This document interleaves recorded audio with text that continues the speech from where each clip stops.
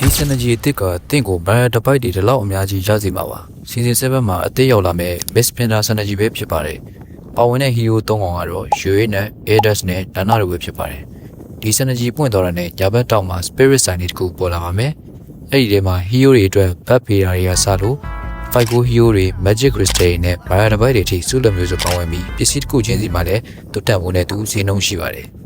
ဒီစုလက်တွေကိုဝယ်ဖို့အတွက်လည်း separate point တွေလိုအပ်ပါတယ်ဒီ point တွေကို Miss Pinda hero တွေစကေး3တိုင်းရရှိမှာပါ Miss Pinda 2ဖွင့်ထားလို့ရှိရင်စကေးတစ်ခါ3တိုင်း1 spirit ရမှာဖြစ်ပြီးတော့ synergy အပြည့်ဖွင့်ထားရင်တော့2 spirit တွေရမှာဖြစ်ပါတယ်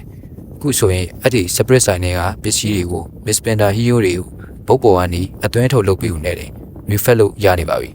ဒါကြောင့်ကိုလိုချင်တဲ့ mirror တစ်ပိုက်ပေါ်လာတဲ့အထိလွယ်ကူရှာသွားလို့ရပါပြီအထူးသဖြင့်စကေးခဏခဏ3နိုင်အောင်ကူညီပေးနေတဲ့ Commander Angela လိုမျိုးနဲ့သာတွဲသုံးလိုက်ရင်တော့ mirror တစ်ပိုက်တွေအများကြီးအေးဆေးရမှာသိကြပါတယ်